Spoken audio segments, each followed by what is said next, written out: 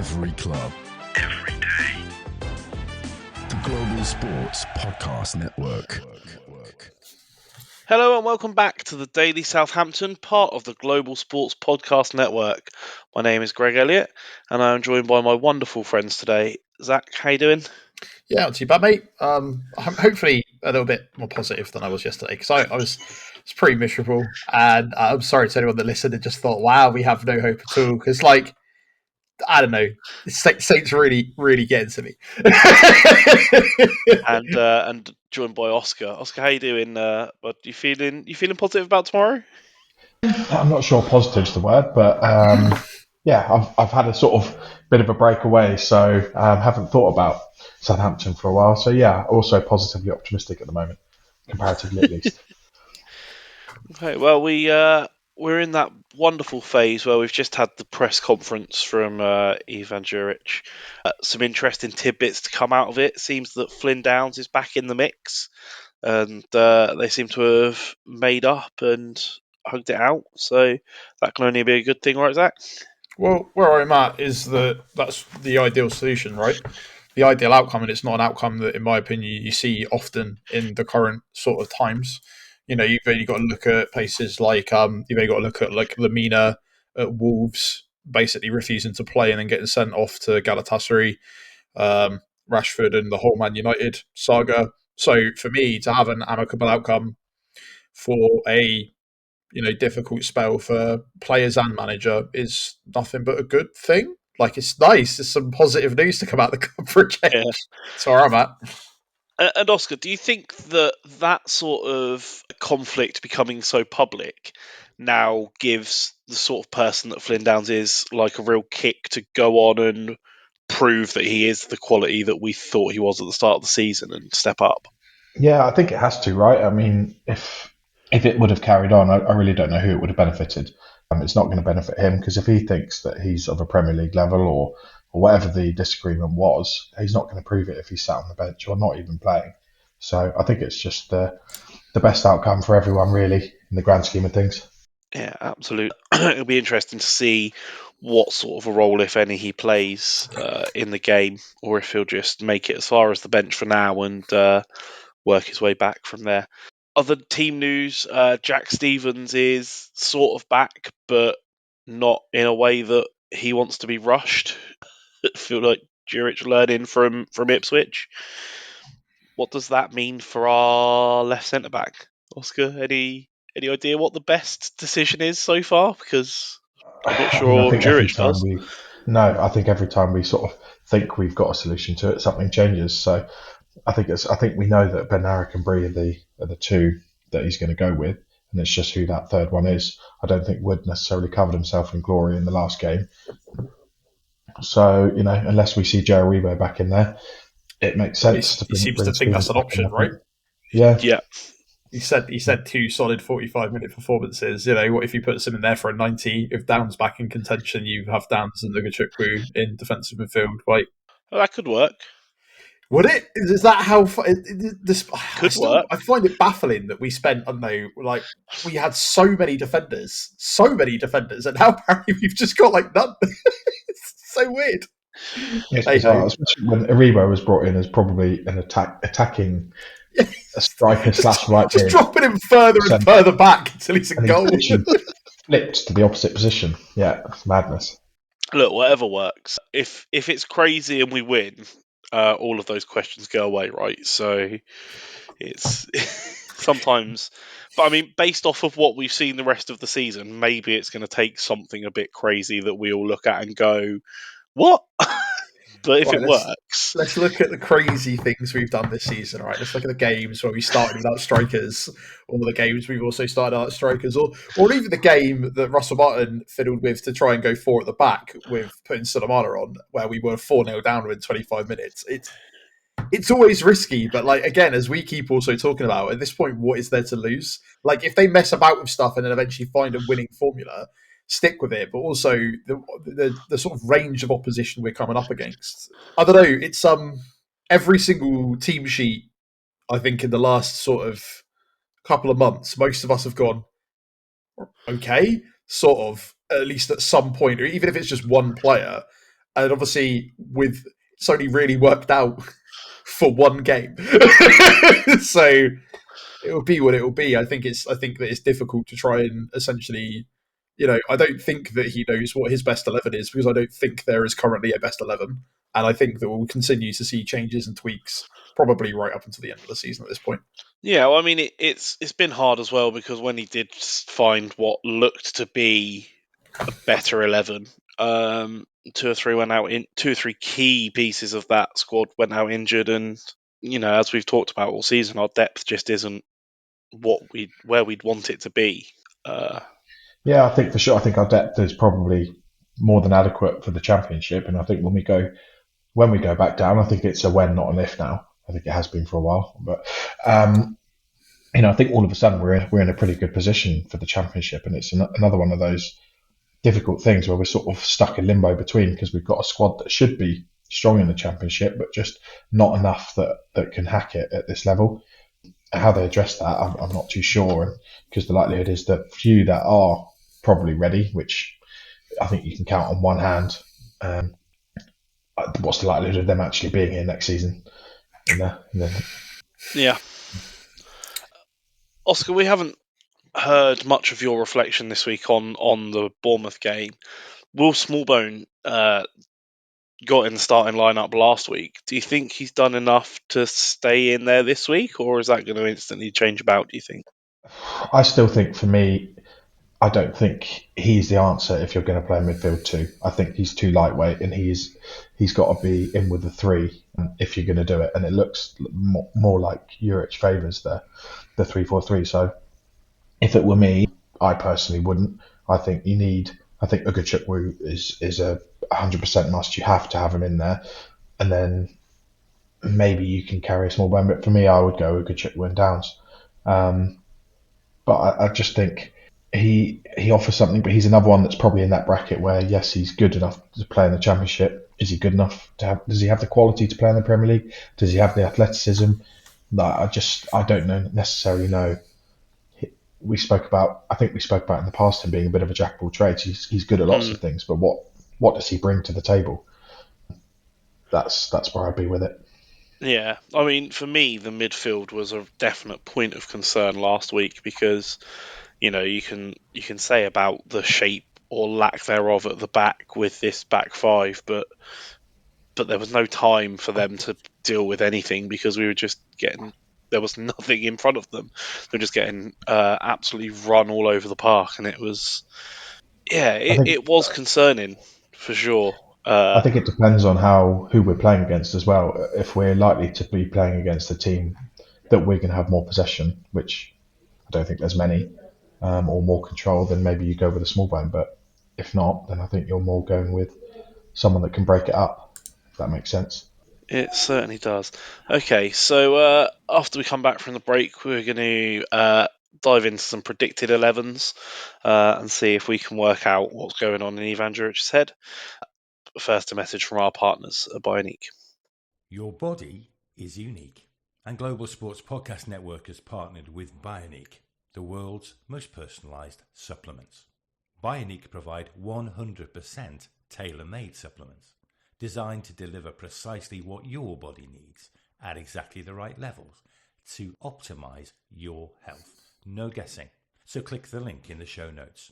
Use the code GSPN2025 for 40% off your first month's subscription. Bioniq. Don't settle for off-the-shelf solutions made for just anybody. Get what's right for you right now. Okay, so we are back, and we're going to jump straight in. Zach, I'm going to come over to you. What back five or back four do you think we'll see tomorrow against Brighton? Sugawara, Kyle Walker-Peters, Bree, Bednarek. Let's roll the dice. Aribo? Sure, why not? Aribo. Apparently, he is now a central defender. So no Wellington. Wellington gets left out in your pick. I like the idea of him coming on a bit later, and I know that Sugawara is hungry a little bit. He's had an interview or two, and I think that Wellington has come in after not playing for a while injury has kind of come off after sort of 45 minutes a couple of times. So I'm like, just bring him on later if you want that kind of dynamic option. Again, stuff off the bench, it would be slightly more exciting.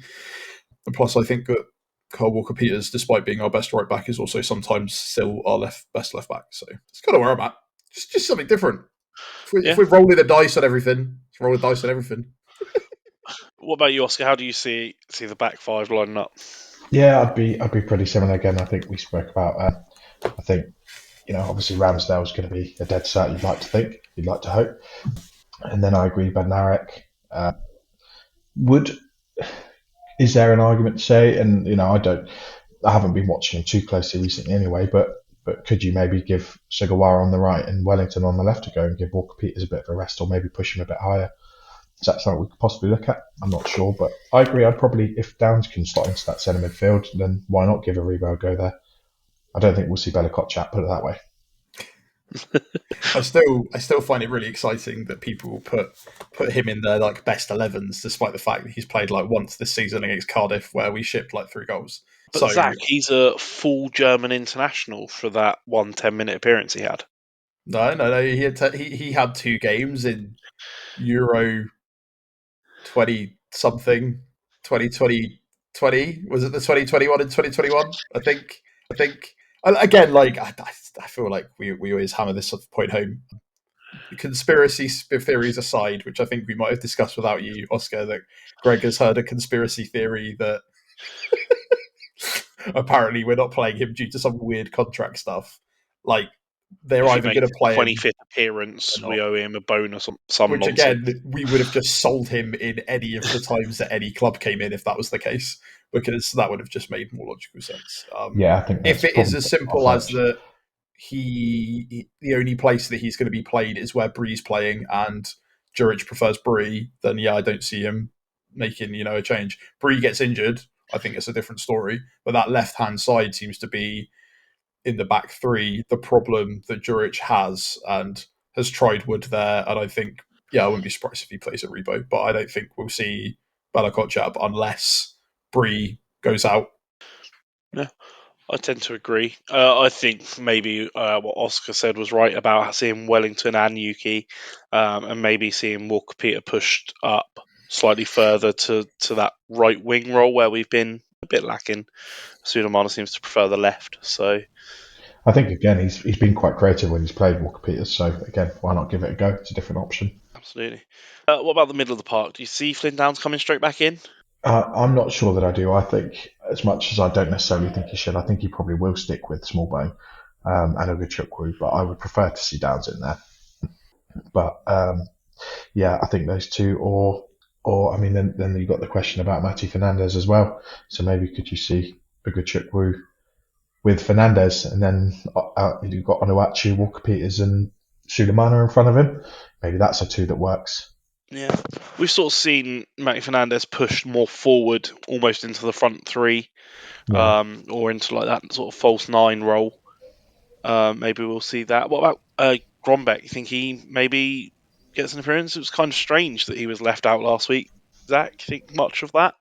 I didn't think much of it. Again, I still think we're doing things in a weird way. I think he's trying to put individual plans in place for each team without really sticking to a rigid philosophy. And there's lots of, honestly, genuinely, it's a struggle, because it's we've started to do at least under Russell Martin, but we'd have these conversations. It was significantly easier. It would just be personnel swapping in and out. But at the moment, it does sort of seem that we will come up with sort of an 11 like this, and that will be that. But I feel bad for the guy, considering if he came in to get first team minutes and he's now had a start and a bit of an appearance and is now just going to be sort of bench warming for the rest of the season in a team that's going to go down as the worst team in Premier League history unless we get another win or a draw.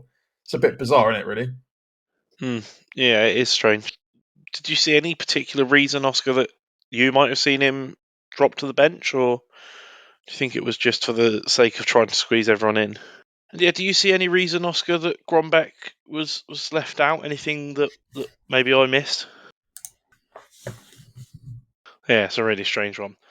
Okay, and moving into the front line, the front three that he seems to prefer seems to be a combination of Ohonachu, Fernandez, and Sulemana. We talked a bit, Zach, about Cameron Archer maybe getting more of a shot. Do you see it changing, or do you think that we're going to stick with the same? Let's say one of those, if it's not broke, don't fix it sort of situations. Whilst we might consider it to not be like the most tactically astute thing to do, clearly he's kind of happy with that front line. And again, I think that the only reason I could see him swapping people out is literally at this point for fatigue or injuries, if I'm totally honest, rather than anything to, the midfield and the defence is partly the same sort of issue, right? It's that if he's messing around with Joe Aribo, he's moving Joe Aribo back, or alternatively having better, stronger options off of the bench. So yeah, I don't really foresee anything more exciting. I think Torpal gets a start. I think as much as we'd like to see it, Greg, like the problem is that realistically, what the front three that you'd want to see is Torpal, Archer, and Sulemana, right? But how do you make that work in terms of positioning for them that actually makes sense for all of those players? Unless we just do what we do when we're on the ball anyway, which is give up all hope of a formation and just make the three of them man mark each other. So whenever one of them gets the ball, they can just pass it between the three of them. You end up in like a sort of rugby style huddle where you sort of guard your way through. Exactly. We called for apparently we need something to. crazy. Maybe that'll work. Who knows? Think about the front three. Maybe even Tyler Diblin coming into the mix, or is at this point he more effective for us off the bench because he is a glimmer of hope off the bench and not the rest of the team. Yeah, it'll definitely be interesting to see what happens when the team sheet comes out. At this point, I don't think there's much that can be put on the team sheet that will strike me as a surprise. So we will see. Okay, when we come back, we're going to go through some score predictions and how we see the game playing out. But first, a message from our partners at Zencastr. Here at the Global Sports Podcast Network, we spent a lot of time selecting our delivery platform. Zencastr came out the clear winner. With 4K video recording from your phone and AI editing that automatically removes all those ums and ahs, it's super easy to start a podcast that sounds great and is delivered efficiently. If you're ready to tell your story, check out the link in the show description and learn more about Zencastr. Okay, so we are back. Oscar, as the one of us who we didn't hear from yesterday, how do you see the game going tomorrow? That's it. I'm there for it. Absolutely. That's a lot of goals. I don't know if I'm feeling that, Oscar. Zach, are you feeling more optimistic today? Are you seeing an outcome that's positive in our favour? I'm feeling more optimistic, as in I'm looking forward to watching the game a little bit more than I was yesterday. I still think we're going to lose 3-1. Like, I'm really sorry, but I know that when we were talking to Joe from Brighton yesterday, it was funny because he was talking about the sort of like, he's like, I don't want to underestimate too many teams because like we did that with Forest and they battered us like 7-0. And I'm just like, mate, I don't think we've scored more than 3 goals in a game this season. And apart from that one game that was a cup game against Cardiff, other than that, we haven't scored more than 2. Joe Aribo is our top goal scorer with 3. So yeah, I don't see Brighton being that defensively leaky. I'm still where I'm at. I still think that it would be lovely to see Torpal get a goal at St Mary's, and that'll be the moment we look forward to in an otherwise normal route for a team that realistically at this stage in the season, with where we both are in the respective positions in the table, it should be a relatively straightforward win for them, especially as they're a team that keep building from strength to strength. But, give it a few years and they'll probably end up in the same position as us, or at least maybe they won't end up getting abysmally mismanaged, so they won't. But they can't, as far as I'm concerned, you can't sell your best players every year and it be sustainable. But they seem to be doing all right with it, at least. Okay. Well, look, I'm still feeling optimistic. I'm still feeling a 1-0 win. If anything, I'm feeling it more. I don't know if it's going to be a Torpal winner with absolute scenes or Sulemana with a goal, so you've got to buy a shirt, Zach. Look, I would take a scrappy own goal that bounces in off the keeper's face. frankly. I think we're going to score. I think we're going to maintain our mentality. I think we're going to hold on to the lead and not concede. We're going to keep a rare clean sheet, and we're just going to grind out that result that takes us to not be the worst team in Premier League history. Okay, buddy. And so there's these new things called bacon wings, Greg. It's just because pigs have started flying now. You can get them deep fried in most sports outlets. Really good, Blake. Really, really good. Look, you need to have this level of We delusion, will see on Monday who comes out right, and I'm telling you now, I'm feeling this one in my gut. I think we're going to do it. It's going to be a good day out at St Mary's, one of very few this season, it has to be said. But I'm going to have a great time. We're going to win, and that's then the pressure's off for the rest of the season. I don't know, what do we aim for once we're not the worst team in Premier League history anymore? What's the next target? There we go. Maintaining the fitness of as many of our players as possible, so we can go into the summer without injuries. That's where I'm at. Alternatively, playing all of the fringe players that are probably going to go, that we could maybe get like £1 million extra if they play like a half decent game. Other than that,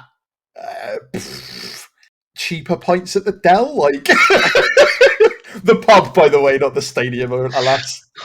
I don't know. It seems like such a. Do you remember when we were joking that this was like a? Oh, at least we're gonna. This was like a thing we talked about at the beginning of the season, where we were like towards the first couple of weeks after the season, we were like, oh, imagine if we end up the worst Premier League team in history. We'll probably beat Derby's point record for sure, though. And now we're sat here like, yeah, but seriously. Come on, like it just again, like I would also be happy for us to just start grinding out some draws or just to defensively shore up.